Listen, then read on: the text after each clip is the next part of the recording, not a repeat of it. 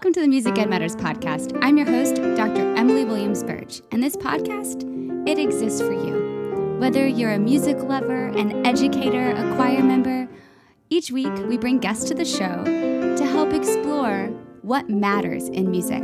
I'm so glad that you're here. Welcome to the show. Hello, and welcome to the Music Ed Matters podcast. I'm your host, Dr. Emmy Birch, and today we are hearing from ACDA's newest Director of Membership and Communication. No, let me get this right. Not communication. I got it. ACDA's newest Director of Membership Programs and Services. How did I do? I think I got it that time. You guys get to meet my friend, Dennis N. Carpenter II. What a great name, right? In this conversation, you'll get to know more about Dennis and his upbringing and his family and what brought him into roles such as these, which is a profession called association management. And we talk all about that. There's trivia, there's myth busting, there's insider scoop. Y'all, I can't give it away, but it's awesome. I hope you enjoy it. Then at the end, we talk specifically about some of the things that ACDA is about to roll out, specifically the One ACDA campaign and what that looks like. It's not a seasonal campaign, it's all year. And we talk about those aspects, but then my favorite part, we relate Dennis's expertise in customer value to what you can do to raise the value of your organization, whether you're looking to build your organization, build your membership, or build your audience, whatever it is. Dennis gives some really tangible and usable tips here at the end for building your customer value. So I am really excited that we are all getting an opportunity to know our newest Director of Membership Programs and Services, Dennis N. Carpenter II. This episode is one of the curated episodes by the ACDA National Standing Committee for Advocacy and Collaboration. We are thrilled to meet every month and to continue to bring you resources that you might need for anything you want to advocate for or collaborate with. You just have to let us know what you need. You can find us over on Facebook, ACDA Advocacy and Collaboration Committee, or on Instagram. And we post one episode and one blog post on the CoralNet per month, along with a lot of other resources. So let us know how we can help you with your advocacy and collaboration needs. The Music Ed Matters podcast is sponsored by our friends over at Perform International. If you are looking to go on choir tour, they are the people to ask. PerformInternational.com. Tell them that Emmy sent you, and I can't wait to see where you take all of your awesome singers. Enough announcements. Let's hear from ACDA's Director of Membership Programs and Services, Dennis N. Carpenter II. Today on the Music Ed Matters podcast, we have an advocacy and collaboration curated episode, our very own ACDA, Dennis N. Carpenter II. What's up, my friend? Hey, how are you, Emmy? I'm so excited to spend time with you, Dennis, and to know that you're a second. Yes. That's exciting. Yes. Dennis N. What's the N stand for? It's Nathan. Dennis. Nathan. Good old country name. Sounds great. Yeah, my mom named me after my dad, and my cousins growing up, they would sometimes call me Nathan. For some reason, I absolutely hated that. I don't know why. Yeah, they would call me, "Hey, Nathan." I'm like, really? My name is Dennis, right? Yeah, but some people may wonder, well, is there a Trey, right? The nickname Trey for Dennis and Carpenter III, or any suffix of the third, right? So no, there is not a Dennis and Carpenter III. There is not a Trey. So yes. You're carrying out the second legacy with all the bells and whistles. Yeah. Just me. Stop with me. That's awesome. Okay, so you told us a little bit about your mom and how you got your name. Where did you grow up? Where are you from, Dennis? I grew up in the Washington, D.C. area, born and raised in Washington, D.C., not far from Capitol Hill at all. And yeah, that's about the extent of where I'm from and where I grew up. My mom was originally from where I am living now, which is in eastern North Carolina.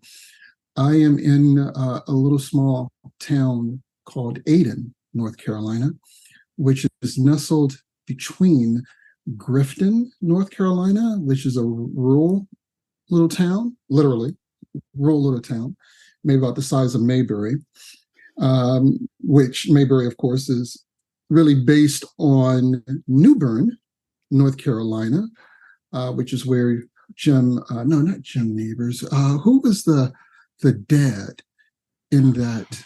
Oh gosh. All I know is do do do do. Yeah, right. Yeah. So the dad and the creator of the show, he's from, I believe, New Bern, or based it on New Bern, North Carolina, which is about 30, 40 minutes from where I am, where I live, the home of Pepsi, where Pepsi was first created, New Bern, North Carolina. And so I digress. So wait, I love all these random nestled, facts. right? So fun. So Aden, where I live, is nestled between Grifton and Winterville in Greenville, North Carolina. Greenville is the most populous of all of the towns that are nearby. They consider themselves a city, a quote unquote big city. When I heard that term, I was like, wow, really? That's a big city. But it is bigger than all of the other towns. And so my mom and her sisters from Grifton, North Carolina. My mom was the baby girl and one of 9, 7 girls, 2 boys. And so during the 1960s, my mom graduated from high school, which was in Kinston High, I think. She graduated from high school in 1965. And she was part of that Southern migration up north during the Civil Rights era. And so many who was part of that migration up north went all the way to like New York, right? But her and her sisters and one of the brothers, they stopped in the DC area, the DMV, and they made that home. So maybe a couple of years later, a few years later, she met my dad, who was a native Washingtonian, generation upon generation. And so they got married in 1970, planned to have a son, and voila, here I am. And so I never knew my mom. My mom passed away when I was just 3 days old. Oh, wow. The doctors had warned her that if she had a child, that she could experience some complications. But she loved my dad so much, wanted to give him a son. They already knew what my name was going to be. And here I am. And 3 days later, she made that ultimate sacrifice. And so I was raised by my dad's side of the family, and my mom's side always made sure I stayed connected with them. And so I would spend some time here in North Carolina, in Eastern North Carolina, during the summers with them from the time I was maybe 8, 9 years old until I was in my teenage years. And so time went by, stopped coming down here until I could drive myself, maybe about a decade later. And I started coming down here myself just to visit my uncle and my cousin. And in 2021, shortly after the pandemic, I made a decision that, hey, why am I still here in the DMV, the DC, Maryland, Virginia area? There's no reason for me to stay here. And I decided to take a walk on the wild side and relocate here to experience what my mom experienced growing up. Oh, wow. And so I've been here, it'll be 2 years in October of 2023 this year. And so that's my story of where I'm from and what brought me here to Eastern North Carolina. What a beautiful story of going up and down the eastern side of the country. And I love your reason to go there to pay homage to your mom and to see what it was like for her. Yeah. So what have you done as your career? I mean, I want to know how did you find ACDA? But I want to know first, what were you doing before you found us? Yeah, well, association management, much like most much like most professions, right? Mm-hmm. More so professions than industry types are sort of hidden, right? You stumble across them. If you're not in that profession, right? Sometimes it may take you some time to explain to someone, well, here's what my profession is, right? Because it's not really just one word. It's almost like a 30-second elevator speech. And my industry no different, which is association management. And that is an industry, oh my gosh, for the longest time is an industry that no one really heard of, especially during the time when I came into this industry, which was in 2000. And I remember it vividly because I came into this industry around in July, actually, of 2000. And my dad passed away in June of 2000. And so I have been in this industry now for 23 years and some months, 23 years and almost 6 months. And I've worked with various associations, both professional and trade, a combination of both, such as ACDA. And that's not very common within the association industry. It's usually one or the other, not both. And so I stumbled into the association management industry. I was, prior to this industry, in the automotive industry in sales and leasing.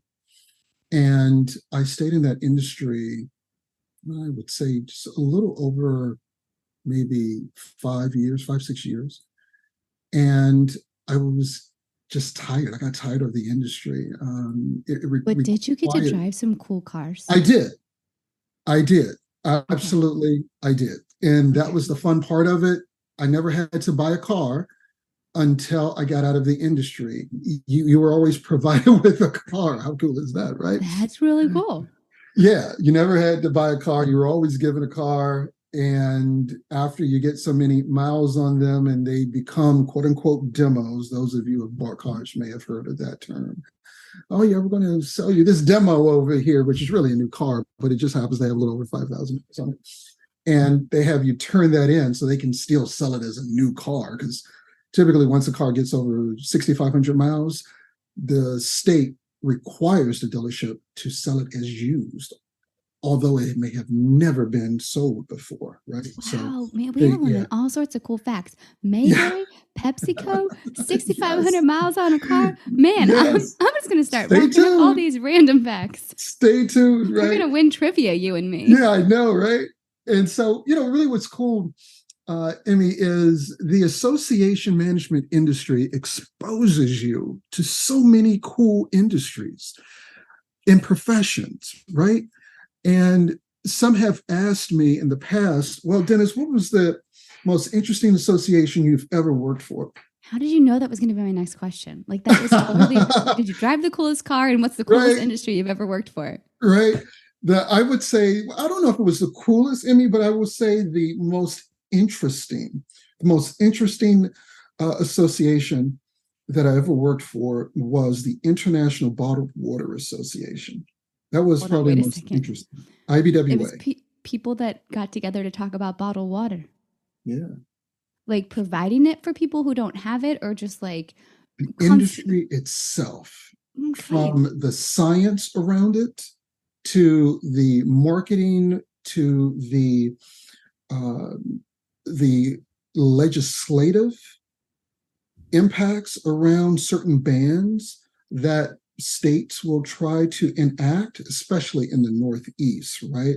That was always a hot thing in the Northeast, like in the New Hampshire, Maine area. There usually were bottled water bans, or they would have, they would tax the caps of the bottles to try to get revenue for the state, because bottled water by definition is a packaged food according to the FDA. So it is regulated. It is not a non-regulated thing. So this myth of, honestly, I'm just being honest here and not taking sides in any way, but the myth of, hey, the bottled water is just people taking some bottles and running some tap water in it. That really is not true. It's not true. We are just knocking out. We're knocking out. We're Mythbusters over here. We are trivia fact finders. Oh my gosh. What did you help the Bottled Water Association, International IBW? International Bottled Water? International Bottled Water Association. So, I mean, I learned so much about the water industry by working for that association for about 3 years. It's stuff that I never knew that I would ever learn, and it still sticks with me to this day. I mean, even when I buy go to the bottled store, water? I do. Are you going to tell us which kind you choose? I don't mind doing that. Oh my God, I want to know. And my answer is based on what I know these companies do in order to stay in compliance, right? And typically they will do things to stay in compliance that is above and beyond with what the FDA requires, especially when President Obama was in office. There was a certain law that he enacted where bottled water plants might have been inspected once every maybe 5, 6, 7 years, right? Because the FDA didn't have the manpower to do it. But he enacted a law where the plants had to be inspected at least once it was either every year or every 2 years. So that made a lot of those plants become members of IBWA because IBWA provided a service where they had to pay for it to do a bottled water plant inspection. And if they pass IBWA's inspection, they would pass the FDA's with flying colors, right? And so those companies that was in compliance at that time that I worked for them, which was from 2011 through 2015, through 2014, was Niagara, Danone, Nestle, Fiji, and I would say those were the 4 big boys, right? Those were the 4 big boys, right? So even when I go and I do buy bottled water, even if it's a store brand, I will look on the back and see who the bottler is. Oh my goodness, we're getting insider scoop over here. I will look on the back on the label and see who the bottler is. And if the bottler is one of those 4, Nestle, Niagara, or Danone, CG Roxanne, that's another one. And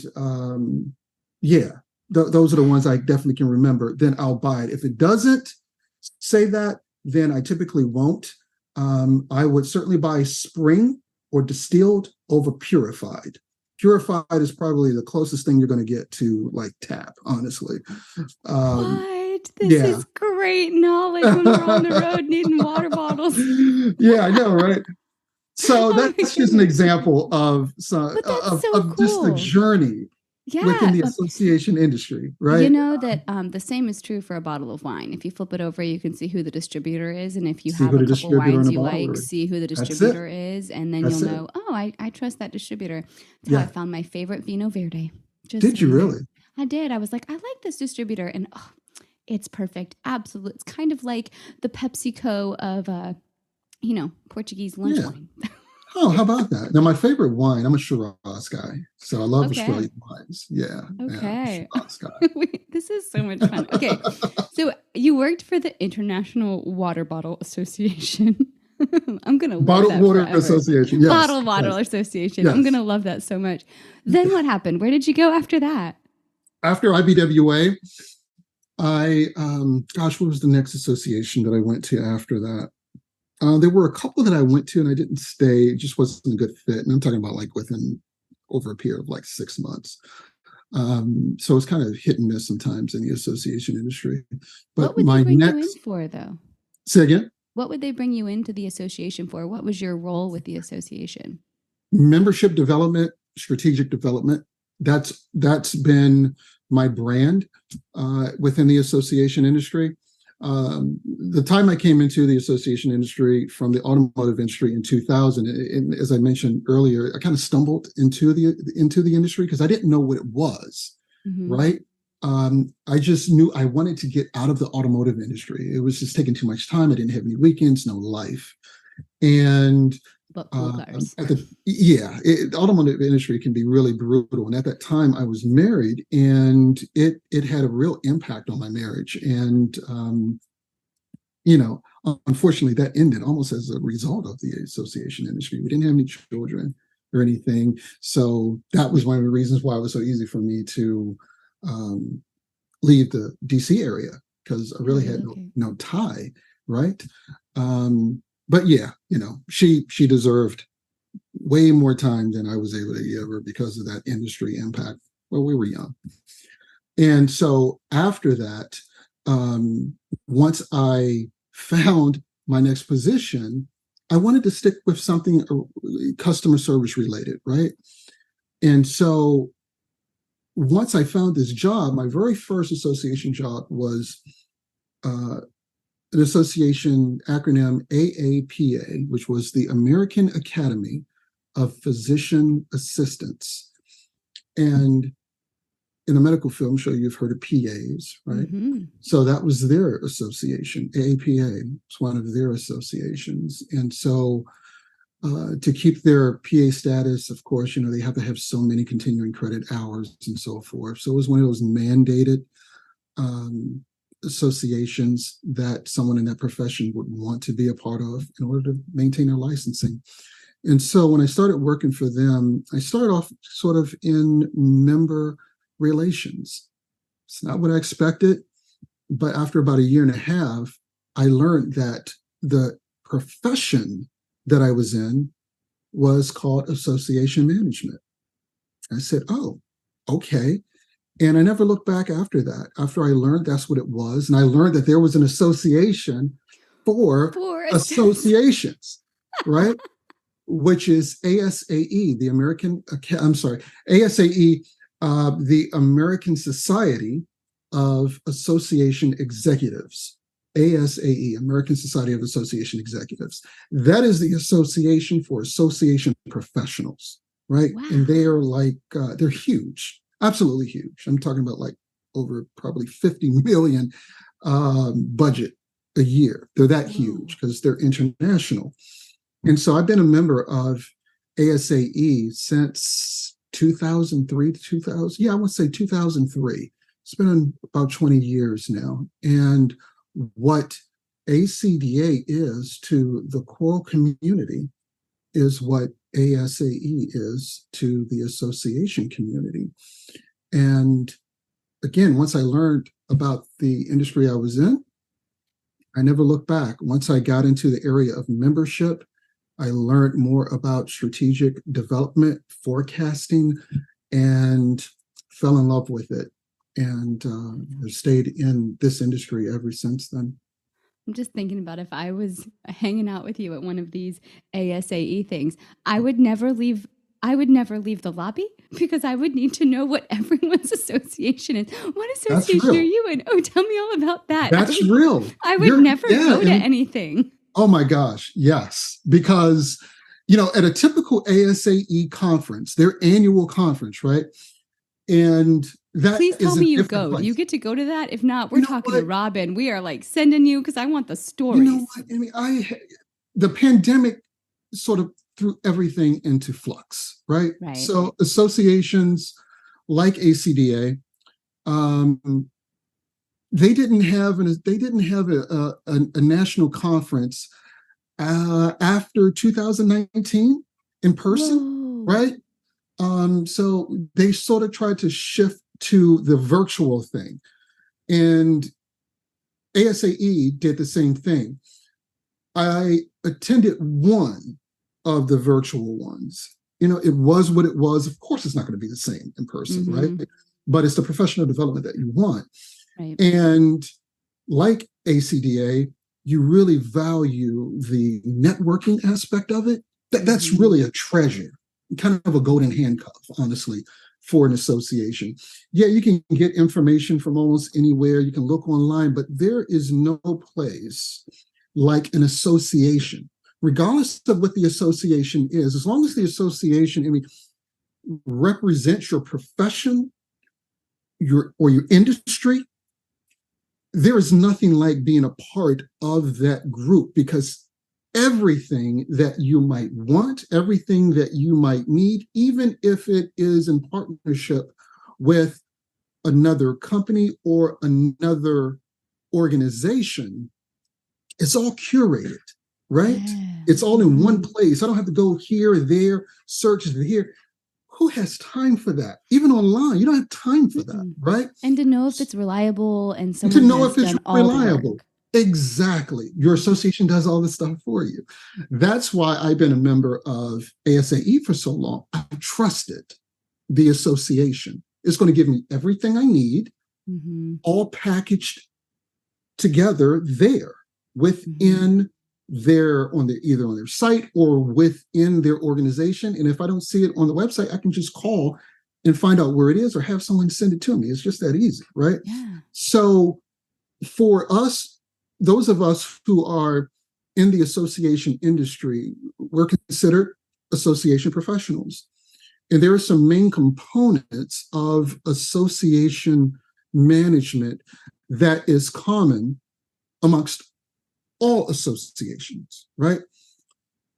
All, I would say about 5,000 minimum, right? Across the country.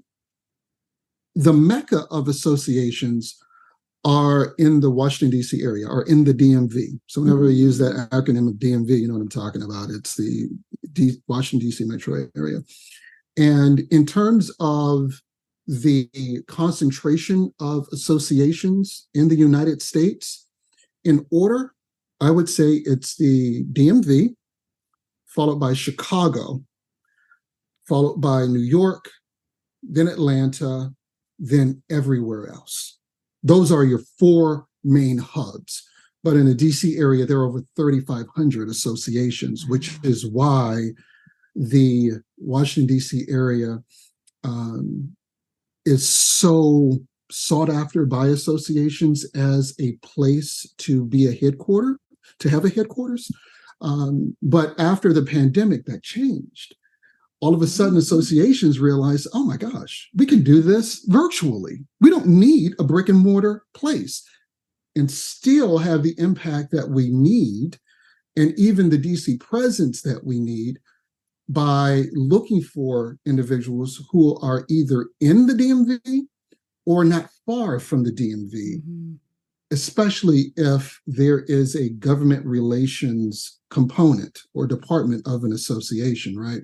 So some of the main components of an association, common amongst all associations, regardless of the profession or the industry association, is membership, meetings and events, accounting, marketing, communications, development, government relations, and IT. Those are your primary components. That's common amongst all associations, right? You're not going to find an association that doesn't have those components. It's just critical to have it in order to properly represent and serve and being member-centric to its members, ACDA included, right? Yeah, I can imagine all of those facets in the ACDA network. I'm thinking of faces who are associated with all of them. Yeah. So it makes total sense why. Well, okay. So how did ACDA find you? ACDA found me through the common network for association management positions, which again is through ASAE. Ever since I've been, association. Yeah, honestly, the very first association job I found, which was again by accident in 2000, it was as a result of, and this is just maybe 4 or 5 years after the internet really became widespread and used. I found it through a newspaper ad, right? And after that first association job that I found, all of the other association jobs I've ever found have been through ASAE for the past 20 years. Great. All of them. I've never had to go outside of ASAE to find a position. And I'm not sure if it's the same with ACDA. Probably is, right? I because it's the association. Yeah, a lot of people, the networking. Like you said, the networking is the golden handcuff. Golden handcuff, absolutely. So I found ACDA, or rather, they found me through ASAE, and I interviewed for the position and had a wonderful, wonderful time during the interview process with Robin, with Trina, and it was absolutely wonderful. And Scott, I remember they were on my panel, and because I love the industry so much, the association industry, and I consider myself an expert at my craft, I guess it showed because I get excited about it because Yeah, I you do. enjoy it so much. Yeah, I remember first meeting you when you first got hired. But what attracted you to the ACDA job? Was it that we needed um, a strategic plan about membership? What was it that attracted you to this job, and what are you excited about working on? Yeah, what really excited me and drew me to the ACDA position was I don't want to sound canned by saying the mission, but that's really what a true association professional will look for. They're going to look at the mission of the association. There were association jobs that I knew I qualified for it, but I had no interest in throwing my hat in the ring for because I didn't care for the association, right? I tend to favor associations with a smaller staff that are arts related. No water bottles anymore. Yeah, that's a totally conservative industry, believe it or not. I mean, conservative industry. I've had my experiences there. And I look at that, right? If it is the association, and I can tell just by going to the website, reading the mission, and even looking at the staff, if it's a conservative group or if it's a more liberal group. And I tend to be drawn to those smaller staffs, more liberal based, liberal in value type associations. And I found that that's where I have more of my success because I have more autonomy there. The group isn't as risk averse as conservative groups. And I found myself being attracted to it. So that's what drew me to ACDA. So I know And it's that music. it is music. It's I was like going to music. say, I know that we're a musical thing. So what's your music background? Do you have any music in your I background? don't have a musical background other than being an absolute British 80s junkie. Oh, Still, that's very yes. specific. Oh my gosh, But it yes. completes the triangle. If you're doing the whole triangle between Yeah, Brit pop, like Brit music, and then you have to go up to Canada, and then you come down to New York, you have that triangle of all the good pop coming out of the 80s. yes, absolutely. I was born in the That's so 70s fun. and raised by the 80s. Well, I was gonna say if you take some of those water bottles that you have stored up, you could like take off the top, blow over there, and now you are an instrument curator. Just drink a little bit first. You have a whole Oh range my of God. sounds. That is funny. That is I'm funny. never gonna Yeah. forget the Bottled Yeah. Water Association. That The is International so Bottled Water random. Association. Yes. Okay, Yes. so you found us, you loved our website, you liked the mission, you really vibed with our people, and our people, we love our staff up at the executive office, just Yeah. great staff. Yeah. What were some of the initiatives that they were seeking to be resolved with having you in this role, and what are some of the things that you are already working on? Give us some of your Sure. insight into what's happening in that area. Sure. I was hired because of my expertise in membership. I know what success looks like in the membership area. I've been with associations where I have developed membership campaigns, executed them to just as a start, right? One of the beauties about association management is regardless of what your title is, if you are truly member centric and if you truly have a passion for the association culture, and that's important, the culture of associations, then you understand the necessity of all hands on deck, right? Mm-hmm. Regardless of what your title is, whatever needs to be done, you're willing to do it because you understand what the impact is going to be, right? And not everyone can work in association management. It's not for everyone. It really isn't. Someone with a strong corporate background, right? I'm not going to say they will not work in association management, but it's different. The culture is completely different. There's no climbing the ladder, right? Right. It's no really kind of waiting on, okay, I'm going to get that position. All I have to do is just wait it out. It's not like that. The mindset is completely different. It's all about serving and servicing, hence the foundation of being member centric. And those who are in the association management understand that culture. And that's what Robin and the team, what they were looking for. They were looking for someone who understood the culture of association management. And I'm not going to say that it is exclusive to the Washington, D.C. area, nor am I going to say it's exclusive to the Northeast, because as I mentioned before, you have the Midwest, Chicago, you have the South, Atlanta, where people are also association management professionals, and in other parts of the country as well. But one of the brands of those four areas is the training. And the training not only comes from the association that we are a part of, ASAE, but also the chapters, the networking, the camaraderie, your peers, right? So it becomes just a part of who you are. And that's what I brought to the table and bring to the table for ACDA. And I was hired, again, because of my expertise in membership. And I was charged after my hiring with developing a membership campaign, with helping revitalize the student chapters, and by extension, the state chapters.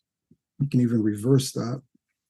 And going up the ladder even further, speaking of which, the regions. And since I have been with ACDA, it's been a little over 6 months now, we have since brought energy back into the regions. We have a vibrant and active regional membership chair group, and we now also have more attention going to the state chapters from each of those regions, right? Some more than others. And we are now giving attention to revitalizing the student chapters. That is a new journey that we've just begun. And it's absolutely great, Emma. So stay tuned for that, for the student chapters. Right now, we are currently working on and introducing this week the launch of the One ACDA membership campaign. Now, this membership campaign isn't like what has been introduced and rolled out in the past, where it was just a seasonal campaign for membership that lasts maybe a month or two, just in the fall. What's different about the One ACDA campaign is it will be year long, right? So it's going to emphasize the value of membership. It's going to emphasize the awareness of the association. It's almost like starting a courtship with the members and restarting a courtship with lapsed members who, for whatever reason, they didn't see value before. Now is the time for us to approach them again and share with them who we are, what we offer, what our mission is, how we've changed. And then the second component to the campaign, because these components are by quarter, the second component will be the promotion of member benefits, here's what we offer you. Here are the features, advantages, and benefits of being a member of the association. And then the third tier, the third quarter of the membership campaign, of the One ACDA membership campaign, will be the value via the ask. Okay, you've learned about who we are. You've learned about what we bring to the table. Now we're going to ask for your hand. You know, will you marry us? Will you be ours again? Right? Will you rejoin us and experience us? Will you come join us again and be a part of this amazing journey of steering and representing and championing the choral community? Because we definitely need them, and we need you, for those who are listening to this and watching this. This is an amazing time to be a member. It's an amazing time to remain a member, and it's an amazing time to exercise your influence by being vocal, by being involved, whether it's on the student chapter level, the state chapter level, or even the regional level, right? It's a good time to be involved. Lots of ways to be involved too. It's exciting to hear. I know that one of the reasons we specifically wanted to interview at this time was because of this One ACDA membership campaign. And we like that it's unique and that it's not just in the fall, that it's all year long, and that it's really, it morphs to meet all the different needs and communicate value. And we talk about that a lot on these advocacy and collaboration curated episodes, because we can communicate value to people in our circle so easily. People know what we're talking about when we talk about that one piece that gives us goosebumps and why, or that teaching moment where it just clicks in rehearsal. But you talk a lot on your LinkedIn, and you've mentioned it today, on customer value. So what are some of the things that you are bringing from your past experiences, and what are some ideas and tips we can take away when it comes to customer value, both related to ACDA and to those of us listening into our individual worlds? Sure. You know, being member centric, or I'll use the term customer centric, means to be obsessed, if you will. Amazon, they lead with that in their training, to be customer obsessed. Well, what does that mean? Well, in a larger sense, it really does mean that the customer or the member is first. It's an understanding that the organization is nothing without its members. Different from the corporate view of Amazon, for example, or any corporation for that matter. Well, most, I'm not going to say any, but certainly most. Your stakeholders are your shareholders, right? Those who have invested, right? And of course, by law, the corporation has to put the best interests of its investors before anything else. You know, some people will say, wow, that's really awful, right? Well, I don't have a view there, but within the association industry, and by extension, the choral community, being customer or stakeholder obsessed means that everything that you do, creating, promoting, should be centered around the beneficiary.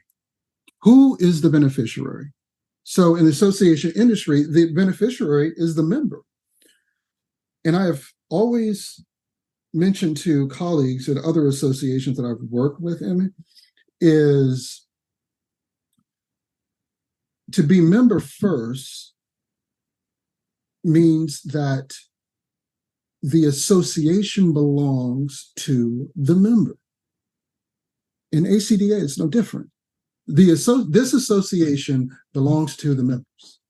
We are simply stewards as association professionals running the administrative end of the association. So everything that we're doing has to and should align with the mission of the association. If the members don't like the mission, well, it's up to the members to voice that and change it, which through the bylaws means you have to have a vote and all of that stuff, right? That is steering your association. So if there's something you don't like, well, change it. It's your association.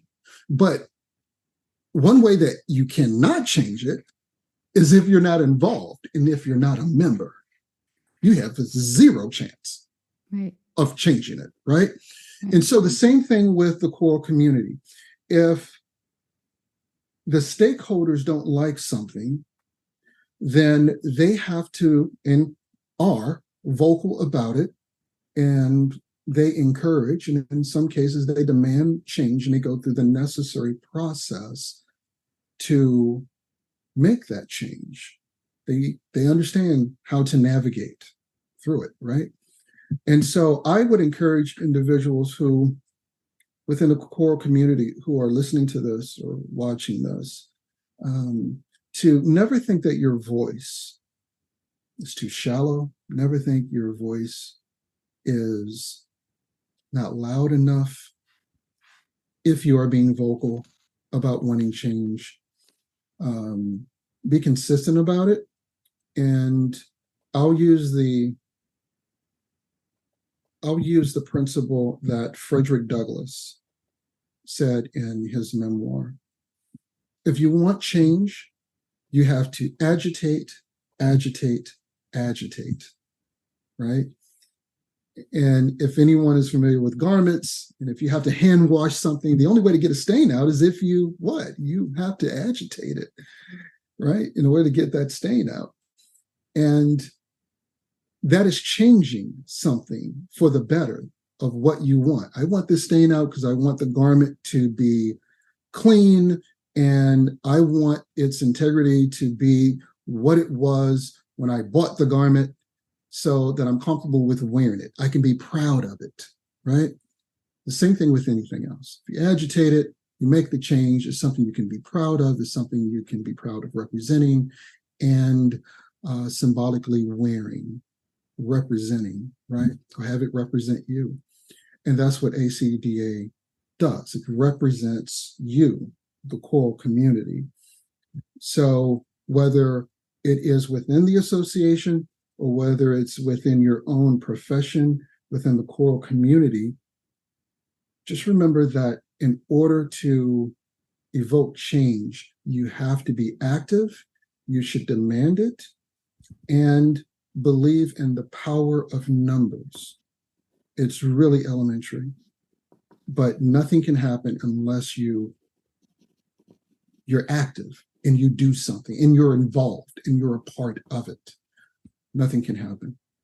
I think that's so important too for ACDA, obviously, this is great. Just if you want to see change, be active and then demand it and then move by the numbers. But also, it's so great for our communities with so many different, we're hearing lots of things on the committee of, avoiding burnout, rebuilding audiences, rebuilding ensembles.